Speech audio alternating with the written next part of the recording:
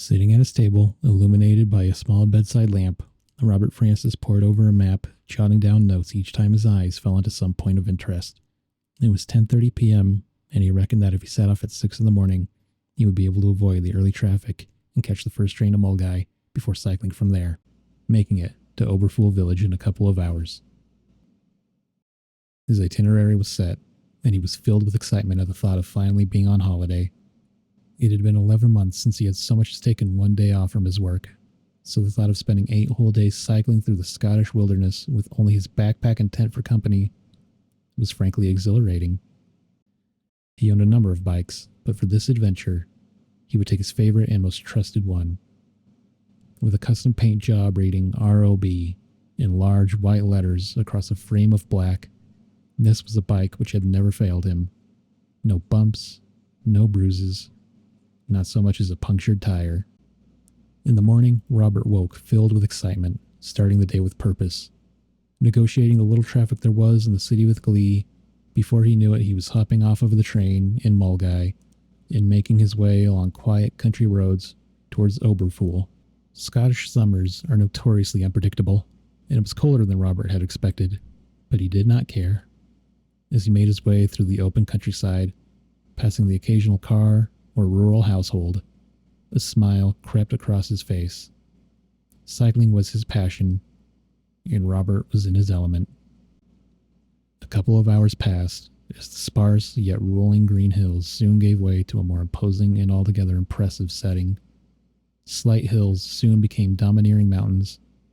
Pockets of woodland soon gave way to thick and visually impenetrable forests, and wide open roads soon made way for their narrower and less trodden counterparts. It was not long before the welcome sight of the village of Oberfool came into view, flanked on one side by a steep incline dotted with picturesque cottages, and on the other a wide open plain stretching out towards a mountain range in the distance. A childish excitement grew in the pit of Robert's stomach. Oberfool was the last evidence of humanity which he wished to see for the next 8 days, and on leaving it behind, he would truly be alone, able to relax in the serene beauty of the Scottish countryside. It was now on to Queen Elizabeth Park, one of Scotland's largest nature reserves, and into the true wilderness which it contained. After stretching his legs on the unusually deserted Oberfool Main Street, Robert embarked on the last leg of his journey for the day. Within minutes he was out of the small, innocuous town and into the unknown. For the past 3 months, he had been in a quandary about where to go on his adventure. But when he passed over an old stone bridge, with a babbling stream underneath like 1,000 voices whispering for attention, and found himself face to face with a forest which covered the hills, mountains, and valleys like a blanket for as far as the eye could see, he knew he had made the right decision. A dirt road cut through the labyrinth of trees, and it occurred to Robert that as he cycled further into the reserve, the sun seemed to diminish with each mile, blocked by the huge pine trees on either side, as if light itself was an unwelcome visitor. By 6 o'clock, the sun was dipping towards a line of craggy mountains on the horizon. It was time for Robert to find a suitable place to camp for the night. He continued onwards, struggling over uneven hills and patches of wet mud, scanning his surroundings for a suitable location to camp in. Finally, he spotted a small clearing in the forest not far from the road. Clambering through some thick underfoot and entangled bushes, Robert managed to haul his bike through the tree line and then into the clearing. It was a small pocket of grass, and several fallen trees were spread across the area. Trees which Robert assumed had created the clearing in the first place. After finding a flat patch of grass, he set up his tent for the night, gathering some dry wood nearby which he gleefully turned into a campfire with the aid of some lighter fluid and matches. Building fires was one of Robert's favorite parts of camping in remote areas. He often thought that there was something of the arsonist about himself, but that was a fact he kept only for his trips into the wild. And in any case, he loved nature, and was always careful not to harm it. Night fell, and, unimpeded by the false light of man, the stars shone bright and bold. After a few hours of sitting next to the warm glow of the fire, Robert reluctantly turned in for the night, excited by the prospect of another day's adventure in the morning. In the early hours, the fire still smoldered, and Robert felt refreshed and rested, more so than he had done for many years. Packing up his belongings and making sure the fire was extinguished, he set off once again. It had rained slightly during the night, but thankfully the road was relatively dry. After cycling for another hour, Robert noticed a change in the landscape. It had become more unkempt, less constrained. The trees seemed closer together, and any occasional gaps in the forest scenery were filled by clearings and small fields, which had obviously been left unattended for countless years. Robert realized that he had traveled far enough into the forest that he was now out of the reach of even the park rangers who would normally maintain such a place. It seemed as though, beyond this point, the land had been neglected by its carers for some reason. The thought that even those familiar with that wilderness were afraid to tread there flirted with his attention momentarily before being quickly dismissed as a flight of fancy. The sky grew gray as the day wore on, and it was clear that the rain of substantial volume was well on its way. After pushing his bike up a steep incline which he felt was too uneven to cycle on, Robert reached its peak, revealing a landscape which opened up, sprawling forward between pockets of woodland and still. Stagnant pools of water slumbering in a deep-set valley below which stretched across the land for miles. It was populated by sparse areas of long, vibrant grass, which in places gave way to the wandering boundary of the forest. With rain imminent, Robert decided that he would set up camp early in a wide circle of grass he could see at the foot of the hill. Not half an hour later he was there. The tent was up, and all that was left was to gather some firewood. It was important to get a fire going as quickly as possible, as the Scottish midges, a type of fly which feeds on blood, were out in force, and the smoke would help disperse them. The only problem was that Robert had picked a camping spot dominated more so by grass, bushes, and shrubs than trees. He would have to venture out across the valley for a little while and gather from one of the wooded areas nearby. A collection of pine and fir trees, which seemed to form an isolated island of woodland about a half a mile across, was close enough to his camp, and after 10 or 15 minutes trudging through the long green grass, occasionally sinking his foot unwittingly into remnants of a marshy bog below, Robert found himself at the edge of the woods. Its boundary was dominated by older trees which had long since withered, covered by thick brown hanging moss, nature's own burial shroud. The broken trunks of once beautiful and majestic pines and sycamores littered the ground, open and rotting from the inside, not unlike a poor, wounded animal. It occurred to Robert that these woods seemed somehow out of place. The trees did not belong to the landscape as others did. The long grass which characterized the entire area seemed to thin out and change from a healthy natural green color to a morbid yellow-brown. As this thought ruminated, accompanied by an increasing sense of unexplainable dread, Robert realized that he was looking at a large dead ring of grass which followed the tree line perfectly, encircling that pocket of woodland as if marking the limits of a tomb. On their own in a forgotten part of the world, many would have been cautious of such a sight, but Robert quickly shook off his initial sense of vigilance, finding the area to be an intriguing natural occurrence, and with a bold stride, stepped over the woodland threshold into the dim light within. On the forest floor he could see many relics of past trees lying on the ground, but the wood was soaked through as if it had lay for countless years at the bottom of a river, and Robert rationalized that dead wood further into the area would be drier, as the canopy above grew increasingly thicker with each step, sheltering below from the rain. Scanning the floor, Robert looked up and suddenly realized that he had wandered quite far into the woodland interior. Indeed, while it was daylight outside, the woodland trees were now blotting the sun from the sky, and if he had not known better, he would have sworn it was dusk. At last he found a collection of broken branches and logs which were dry. Robert knew this was as far as he should go, as it was becoming increasingly difficult to navigate through the trees, which seemed to be growing closer together, their branches often interlinked and touching, as if trying to keep those inside from escaping. What a silly thought, Robert smirked to himself. It had started to rain, and although he could hear the drops of water pelting off of the leaves above, his surroundings were perfectly dry. It made sense to make his way back and get a fire started as soon as possible, because once everything was wet, it would prove increasingly difficult to do so. He quickly gathered the last of the wood up into his arms, but just as he turned to leave and follow his own tracks on the pine-covered floor out of those unnerving woods, something caught his eye. Several feet away, obscured by a ring of trees particularly close to one another, appeared to be a strange arrangement of stones on the ground.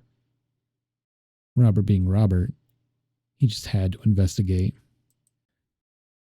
After clawing his way through a net of branches, he found himself staring at what looked suspiciously like a grave. Hundreds of uneven gray stones the size of a fist, and some substantially bigger, had been piled on top of one another about 3 feet wide, 7 feet long, and a couple of feet off of the ground. It looked as though a mourner had marked the resting place of a body. A shudder crept up Robert's spine as he momentarily experienced a feeling as of being watched. He soon abandoned this frightened state when he noticed that lying around the stones was a collection of randomly scattered belongings. Several empty beer cans lay strewn on the floor. A jumper, covered in rotting leaves, sat on the ground, while a sleeping bag, scraps of newspaper, and even some old food cans betrayed the grave for what it really was: someone's campsite. Robert breathed a sigh of relief and surmised from his surroundings that a few students had probably come here in the summer, got caught in the rain, moving into the woods to remain dry. The stones were probably just placed there out of boredom, or even as a prank to creep out any passerby in the future. University summers really were great, Robert thought, casting a fleeting eye back to memories of summer trips with his friends. One thing about the stone configuration, however, intrigued him. Sticking out between two plain gray rocks on the side of the pile was a stone which appeared to be markedly different from the rest. Triangular in shape, it was wider than a human hand, smooth in places, and not dissimilar to black marble, tapering off to a dull point at one end. Before he really considered it with any degree of scrutiny, Robert dropped the firewood, bent over, and tugged at the stone. It felt polished and cold in his hands, but it seemed to not wish to leave its home, wedged as it was so tightly amongst the other rocks. Growing slightly exasperated, Robert wrapped both his hands around the stone and finally, with an exerted judder backwards, it was free. Staring at it intently, it looked suspiciously like an ancient axe head. Whether it was or not, Robert was not qualified to answer, but it certainly looked like a man-made object, and he could see chisel marks along its side. Perhaps the previous campers found it nearby and then used the rock in their construction without knowing of its significance.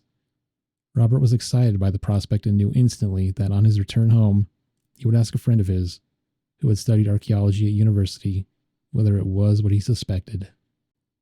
After examining the object for some time, Robert was reminded by the sound of rain above that he really should make his way back to his campsite. Pocketing the stone, he bent over to pick up the firewood, but as he did so, he heard a noise. It appeared as though one of the stones in the pile had slid off and landed on the ground. A creeping sense of unease slowly started to exert itself upon Robert's nerves. He quickly picked up the firewood, leaving the rest of the stones unmoved, and began to make his way back. With every step, something deep within himself was telling Robert that he was no longer alone, and in fact, that he was being followed by someone in the woods. But with every glance backwards, he could see nothing. A few times he even fancied that he heard the sound of twigs and pines cracking underfoot, but again, no one was there. Breathing a sigh of relief, the tree line came into view, and Robert was filled with delight, knowing that in a few moments he would be back out in the open. But just before he reached the periphery of the woods, he heard a crack again.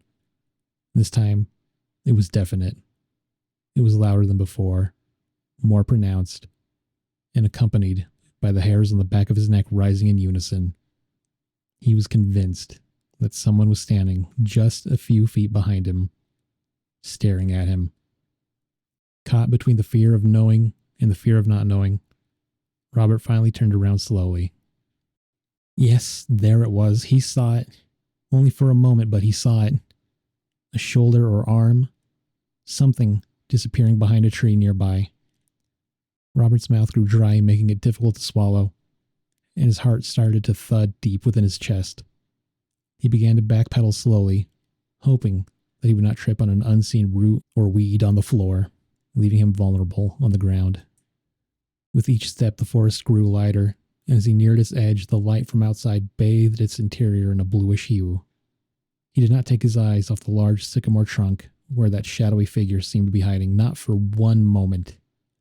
It was peculiar, but an overpowering sense of safety out in the open dominated his thoughts. Normally, a person feels exposed and vulnerable in the open wilderness, but not Robert. At least, not in that situation. As he edged slowly towards the grassy plain outside, the subtle, foreboding sound of leaves rustling and swaying, almost in anger, progressed into a crescendo of noise, but there was no wind to gust, no breeze to disturb. There was only one conclusion to be reached. Something was moving. And then he was outside, out of the woods, away from whoever had been following. No, not following. Stalking him. Robert was not a superstitious man. You could not afford to be when camping alone in such remote locations, as the mind tends to play tricks, twisting the benign sounds of nature into something much more malevolent. But regardless, he did not wish to stay around long enough to find out who his unwanted companion in the woods had been. Dropping all but the sturdiest piece of wood, which Robert reckoned would make a good makeshift weapon, he ran as fast as he could towards his own camp, all the while glancing back at that strange island of trees, surrounded by dead grass. But nothing emerged from within it. Arriving at his tent, out of breath and agitated, Robert packed up his belongings as quickly as possible, carrying his bike up a hill and back onto the dirt path. Waiting not one moment longer, he cycled hard and fast, hoping to put as much distance between himself and that place, and its strange resident, before finding somewhere safer and more welcoming to camp. The road was now nothing but a single track of mud which covered Robert in a shower of dirt every time his bike sloshed through an uneven depression in the ground. The weather was bitter, unusually so at this time of year, and the rain, accompanied now by a freezing wind, battered his face, making each foot of progress feel like 100. Robert tried to continue onwards for as long as he could, hoping to leave the necessity of making camp until the last usable ray of sunlight. But after a couple of hours, the skies opened further, and the rain came down in sheets. He had to find shelter, and quick. Robert concluded that he had put at least 15 or so miles of winding, difficult track between himself and that bizarre coven of trees. Regardless of whether it felt enough or not, it was simply impossible to continue due to the elements. On the left-hand side of the path, there was a rather steep drop, which led into a large field, but it would not provide the shelter Robert knew he required. To his right was the humble gradient of grass, which rose up into another wood. Following his strange experience from earlier, some hesitancy did present itself to him, but he again dismissed this as preposterous, and after pulling his bike up through the grass, entered the forest. The torrential rain filtered through the tree canopy, and it took a while before Robert could locate a suitable spot to camp. Finding a large bush under several tightly knit fir trees, he pitched his tent there, as the area remained relatively protected from the horrible weather outside in the open. Using some dried roots, grass, and twigs from the forest floor, he was able to start a small campfire, which allowed him to cook some food while raising his spirits. Night began to close in, and as the wind and rain diminished, the sound of sausages sizzling in a frying pan on the fire provided the first sense of well-being and comfort that he had experienced since that morning. Thinking over his experience in those woods, Robert began to rationalize the events. He had found various belongings in there: a sleeping bag, clothes, food, and beer cans. It was obvious now that he had just disturbed a fellow camper. Someone who no doubt became frightened seeing another human being wandering around their campsite in the middle of nowhere. That must have been it. The man, and he was reasonably sure it was a man from the little he had seen of him, probably hid behind that tree because he was simply scared or unnerved. Robert relaxed into a sigh of relief. But just as he did so, he slipped his hand into his jacket pocket. Touching its cold, black surface, he had completely forgotten about the unusual stone he had picked up from that collection of oddly arranged rocks. Removing it from his jacket pocket and observing it in the low, red light of the campfire, Robert was certain that it had been shaped by human hands. It felt old, ancient even, but he would wait to contact his archaeologist friend before getting his hopes up too much. He would have to admit, though, that the idea of finding a relic from the past was something which thrilled him deeply. Since he was a child, he was always obsessed by hidden or undiscovered history, which perhaps explains his fascination with exploring the Scottish countryside, a land steeped in stories and myths of strange and forgotten peoples. Above all else, he hoped that it was of Pictish origin, that mysterious indigenous people who vanished without a trace over 1,000 years ago, something which historians still ponder and puzzle over. Of course, in all probability, it was a modern replica, but the romantic side of Robert's personality hoped that it was so much more, and enjoyed entertaining that hope. As he stared at the relic, something unusual began to filter into his awareness. Something different. Above the crackling sound of the fire, the now subtle wind, and the occasional rustle of a woodland animal nearby came a noise. It was distant. How far, Robert could not tell, but it echoed out through the ridges and valleys nearby, scattering through the trees in the dark. It repeated, again and again, with only a moment's pause between utterances, and it was an utterance of some description. An animal, perhaps?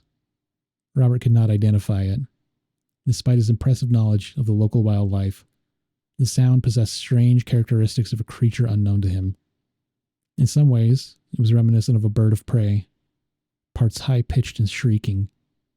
But under this lay a painful, wretched noise, more akin to that of a fox crying in the night looking for its young. That was it exactly. It sounded like it was looking for something. For the next 3 hours, Robert lay awake listening to the screeching noise ebb and flow as whatever was producing it moved closer, then farther away. As he eventually drifted towards sleep, the thought occurred to him that the movement of the sound was not unlike that of a search party, yelling and shouting, looking for someone lost in the wilderness, following a distinct search pattern. In the cold light of day, the noise was gone, and while Robert had accepted that what had scared him yesterday was simply a timid camper cautious of a stranger nearby, he could still not shake a feeling of impending dread deep from the pit of his stomach. The day passed quickly, and while Robert made good progress, he did not do so with the delight he had previously exhibited. Something toxic lay in his mind, just outside of his awareness, something which suffocated his spirits. That night again, he camped in a clearing, and yet again that same horrible shriek screamed out across the wilderness looking for something lost, something precious, shrieked with one subtle difference from the night before. It was closer. Sleep did not come easy once more, and Robert fancied that during the night he had heard footsteps nearby, but attributed these to the simple nocturnal wanderings of a lonely deer or stag. While the following day remained overcast and gray, the wind and rain were gone, both a distant memory but for the occasional accumulation of water on the dirt track. Robert moved onwards, negotiating a network of paths while realizing that he had strayed from his intended route at some juncture.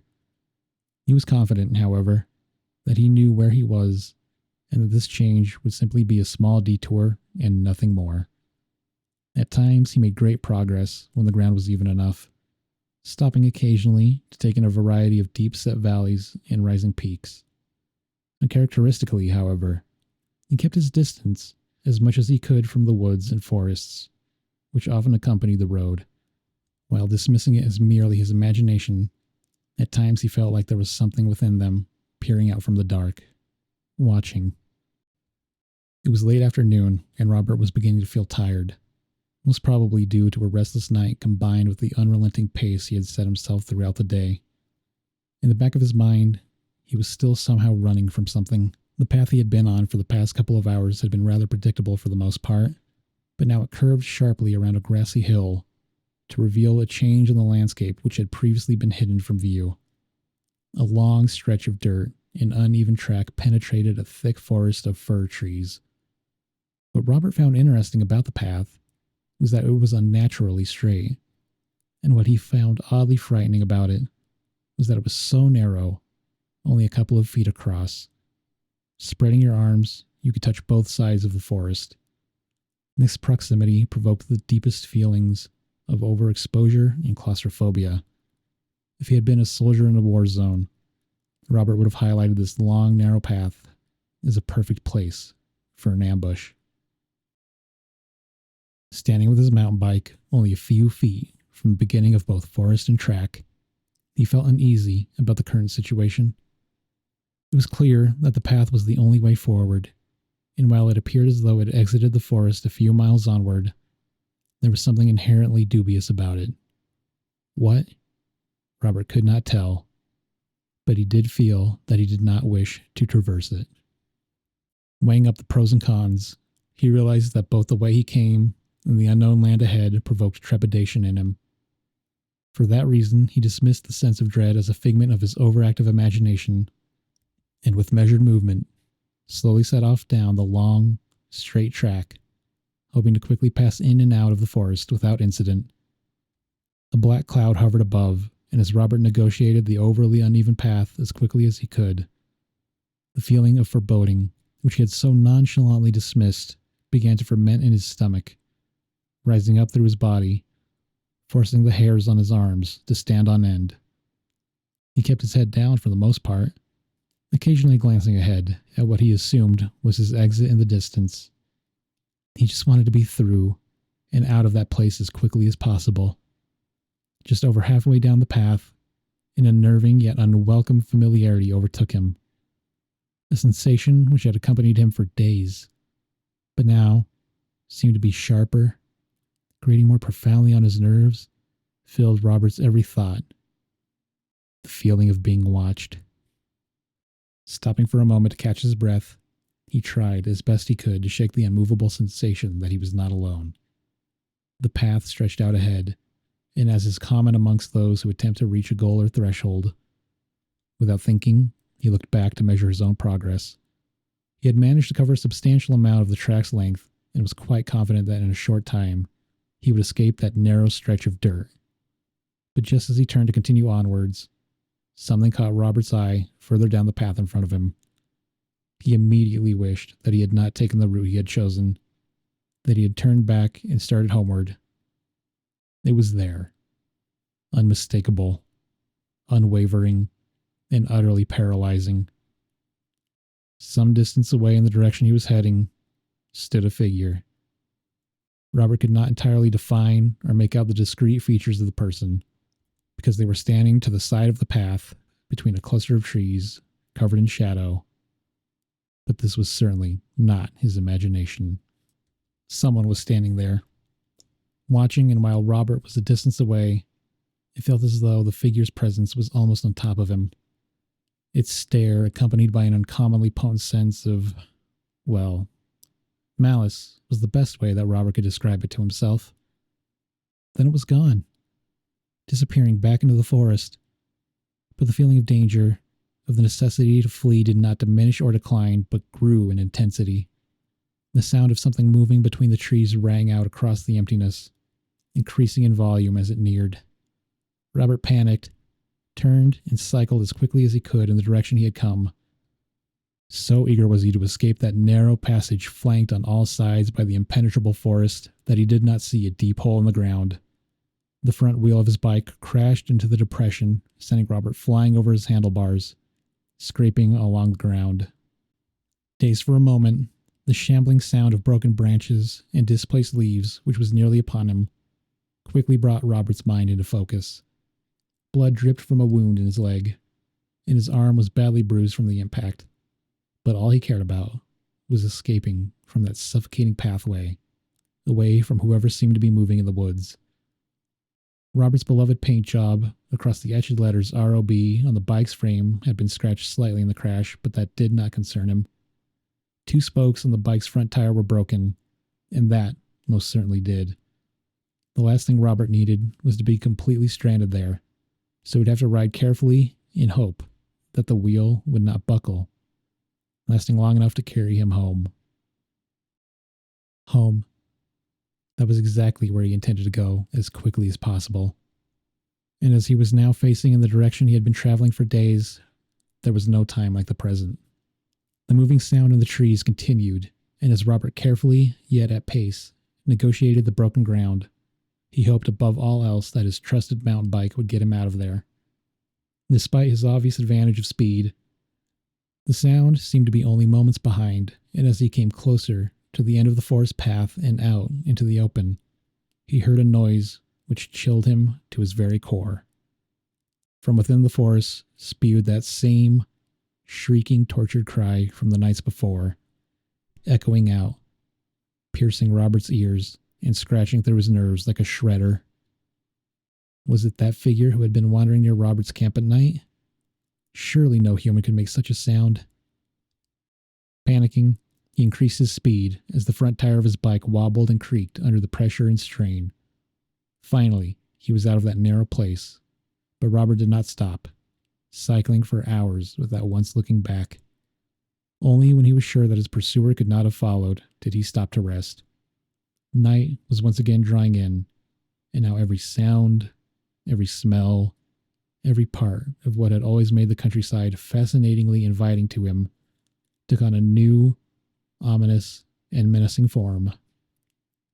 He decided that tonight he would not set up camp. No fire, no tent. Robert was sure that the person following him had been able to do so because of the noise and light which he had made from night to night. It would not be pleasant. It would be cold, wet, and uncomfortable, but Robert wanted to make sure that he could not be tracked. There were various paths and dirt tracks in the area that he could have taken, but hopefully this man who was stalking him, for whatever reason he was doing it, would not be able to find him. Robert knew, of course, that his tire tracks could easily betray his location if his pursuer was smart enough to follow them. The bike marks were obvious. For this reason, Robert backtracked slightly off the path in an attempt to confuse anyone following should the need arise. The worst thing he could do would be to sleep next to where his tracks ended. Finding a large bush with space underneath to sleep, which was satisfactorily far enough from where his tread marks ended, Robert hid himself and his bike for the night with one question on his mind. If this stalker was able to keep up with his progress each day, he must have been using a bike or vehicle of some description. But where were the tire tracks?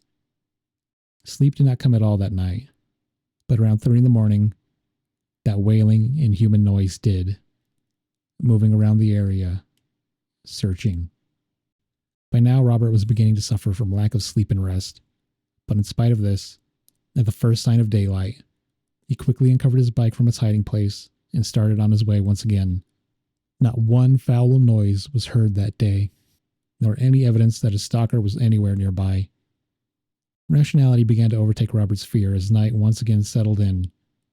He covered much ground throughout the day and had managed to take care as best he could of his bike's front wheel, which, bar the occasional creak or groan, was performing admirably.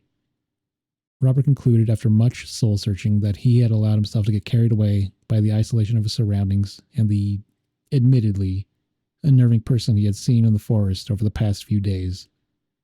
But surely it was preposterous to believe that he was being followed. Perhaps the individual he had seen was not the same from the strange island of trees. It would make more sense that it was just another camper. Maybe there were a few of them, and that explained the noises. And as for the unfamiliar animal screeching at night, it must just be a species of bird in the area which he had never heard before. That night, Robert would set a campfire. He would cook his food, eat well, and enjoy the solitary countryside as he intended to for such a long time since planning his holiday. After locating a suitable spot in the forest, this is exactly what he did. He cooked on a roaring campfire and sat for hours, gazing at the night sky through the branches of the trees above. There were no noises, no strange shrieks, no shambling footsteps in the darkness, nothing. Confident that his unwelcome traveling companion had been left far behind, Robert retired to his tent exhausted, in much need of well-earned rest. 2 paltry hours of sleep later, however, Robert woke to the sound of something stirring outside of his tent. He had left the campfire burning, as he was uncomfortable in spending another night in darkness, and its flames seemed to dance, shifting and changing shape in the night air, casting shadows all around onto the thin canvas of Robert's tent like a naturally occurring cinema screen. Casting one shadow in particular, the shadow of someone sitting by the fire. Robert froze. His mouth went dry, and his breathing became shallow and anxious. He could not believe that he had been so stupid to persuade himself that no one was following him. In lighting another fire, he had led them directly to where he slept, and now they had the upper hand. God knew what they wanted. After a moment of utter terror, Robert realized that he needed to defend himself. Sitting up slowly and pulling his sleeping bag off and out from under him as quietly as possible, he scanned the tent, looking for something he could cannibalize as a weapon. But anything of any weight was in his backpack. A metallic torch, the wood he had taken days earlier, the glass bottle, and he had stupidly left that outside of his tent. He cursed himself for being so reckless, and could scarcely believe that he had left his bag outside when he always kept it inside, away from rain and wild animals. Exhaustion was the only explanation, but that did not help current circumstances at all. Then he remembered the old axe head, the black rock he had found at the stranger's camp. Indeed, if it was a hand axe as he suspected, Robert reckoned it could still deal a nasty, perhaps even fatal blow. Running his fingers along its once sharp ridges, Robert composed himself, never for a second taking his eyes from the shadow projected by the fire onto the tent wall. The door to the tent was luckily unzipped, but the 2 flaps from the outer fly sheet were draped over the entrance, obscuring his view. With one eye, he peeked through the slit between the 2 flaps of canvas, slowly. There it was. Someone sitting at the campfire. By his build, Robert was certain it was a man. The backlight of the campfire made it difficult to decipher any of his features, but the shoulders were broad, strong, and it was clear that this man had been in the wilderness for some time, as it appeared that he was wearing rags of cloth which hung loosely around him. His head was covered in long strands of black, wet hair which had clumped together in places, presumably because it had not been washed for some time. Staring at the back of the man's head, Robert tried as best as he could to subdue his fear. He thought that he could conceivably sneak up behind him and knock him out with a blow to the back of the head with a black stone. But that could be murder. And Robert did not even know if the man was violent. Perhaps he was a nomadic type. A traveler? Yes. Maybe it was best to wait. Maybe he would just wander off into the woods, although that seemed unlikely. Just as Robert affirmed to himself that if the man made a move towards the tent, he would rush out into the open and fight him head on, he noticed something. Something was odd about the way the man was sitting. First of all, he was sitting still. So still that you would be forgiven for mistaking him for a statue. Not the slightest movement was made, nor was there any indication of life at all. No subtle shifting of weight, no rising and falling of breath. Nothing. While this stillness was unnerving, it was Robert's second observation which bothered him the most. The man was sitting forward, facing the fire, but the shape and position of his upper body and head was somehow off. They did not seem to quite add up. His frame seemed unnaturally positioned. A crackle from the fire, followed by a wayward flicker of light, revealed the truth. The flames lit up the area momentarily, the light bouncing from tree to tree, even onto Robert's tent, and reflected back onto what surrounded it. 2 pinpoints of light momentarily shone in the night through black clumps of matted hair. Yes, The man's legs were facing the fire, but his head and body were horribly contorted, twisted into an inhuman posture. The man's legs were indeed facing the fire, but his head and body were facing Robert. This was no man at all. How long it had sat there staring at Robert in that tent, waiting, he did not know. But a creak of movement from its neck was enough to send Robert out of the tent, into the woods, consumed by a terror so profound that it could be likened to madness. He did not know how long he had been running, nor if he had been screaming the whole time, but his feet were cut in several places, and the first rays of sunshine were peeking out through the still, thick branches of the forest. In the distance, Robert could see the flame from his campfire still burning bright, and despite his terror at the knowledge of being stalked by something entirely inhuman, he had to get his bike to stand any chance of escape. For a while he hid behind trees, under bushes, his nerves absolutely shattered, refusing to go near that fire. His perceptions were broken, but Robert was a strong character, and after a time, a modicum of composure returned to him. Step by cautious step, he neared his own camp. There was no sight of whatever had been sitting at that fire staring at him. By now, daylight illuminated the entire area, and after much self-bargaining, Robert decided to reclaim his belongings, grab his bike, and continue as quickly as he could on his way out of Queen Elizabeth Park. Everything seemed to be accounted for, and Robert even allowed himself a smirk at the thought of that creature at least not being a thief. That smile soon vanished at the sight of his bike. Unharmed, yes, but strands of some black, putrid liquid covered the seat and front wheel. This was not the time to be concerned with sludge on his bike. It was still working, and that was all that mattered. Had it been a week earlier, Robert would have been angry about the slightest scratch to his beloved mountain bike. But now he just cared about it getting him home, or at least back to Oberfool village, to civilization. After cleaning the liquid off and packing up his tent, Robert once more continued onwards as fast as he could. Robert reckoned with a hard push that he could be out of that horrid place in a day and a half, as long as he took minimal rests and cycled for the duration of available light. The weather was not exactly ideal, but while rain occasionally came, it quickly disappeared, leaving long stretches of the journey clear from the wearing effects of the elements. As the day progressed, so did Robert's unease. He felt oppressed on all sides, as if he was running from something terrible, yet nearing an undefined danger. A horrible realization bubbled up from his subconscious. What if that thing followed him all the way home?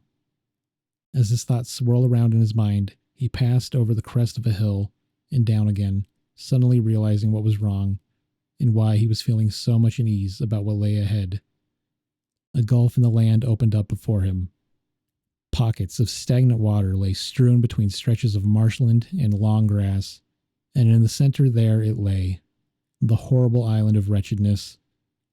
It was the woods where Robert had first seen his pursuer, and then in a flash, it all made perfect sense. Call it superstition. Call it blind stupidity. Whatever you would call it. Robert knew that he did not wish to see that twisted man again. As a child, he had been told ghost stories of people disturbing graves, and the ghosts of dead rising up to haunt the living, but he never took much stock in such things. Not until now. What he did know was that he had inadvertently triggered the whole terrifying ordeal. He took something which did not belong to him. After hiding his bike in the long grass, Robert trudged towards that isolated pocket of woodland where what he now knew to be a grave lay, minus one oddly shaped black stone. He half expected for that thing to be sitting next to its resting place, but while there were a number of strange noises and movements between the trees, there was no sign of Robert's unwelcome guest. He assumed it was still out looking for him. Finally, he found the grave, that elongated path of stacked rocks and stones. After locating the gap where he had torn the black stone from, Robert wedged it back in as hard as he could. A noise echoed from the other side of the woods, and Robert did not wish to hang around to find out what it was. Running as fast as he could over roots, mud, leaves, and fallen branches, he jumped out of that dark place into the open outdoors, filled with a sense of accomplishment and utter relief. It was not long before he was back on the dirt path, moving forward on his bike in search of one more place to sleep for the night, then home the next day. The weight had been lifted from Robert's shoulders. He knew he had unwittingly disturbed something unimaginable, unfathomable, but by returning that which he had taken, he had narrowly escaped what he assumed would have been a terrible fate. Death, or perhaps worse. There was no explanation of this feeling of elation and survival. He just knew deep down that he had righted his wrong. That night, Robert lay in his tent. It was dark, as he had decided against a campfire, just to be on the safe side. He was confident that he would be left alone, however, and took great comfort in knowing that he was safe, while looking forward to the next day and the comfort of home. That was a funny thought. A man who had always adored the countryside, detesting the humdrum of daily city life, looking forward to a couch, a television, a beer, and a warm bed. Next year, he would holiday at a sunny resort, lie on a beach for a couple of weeks, one preferably far removed from his homeland. Robert closed his eyes with a smile on his face. The noise which he had heard outside for so many nights suddenly screeched at a blood-curdling and overpowering volume. Without having to open his eyes, Robert knew. The sound did not come from the woods. It came from inside the tent. Robert Francis was never seen or heard from again. Scotland is old. It has an ancient and hidden history of peoples and places long forgotten. But perhaps some traces remain, isolated and alone in the bitter wilderness. So should you ever wish to wander the hills, forests, or lochs of this old country, bear one thing in mind. If you find a collection of stones heaped together not unlike a grave, and they are surrounded by trinkets of modernity, a sleeping bag, food cans, or perhaps even an old bike with the name Rob etched into it, walk on and do not look back. Do not touch anything, whether it an unusual black stone or a simple piece of forest wood. Above all else, most certainly never take a souvenir, for those who lie in slumber nearby may just take one from you.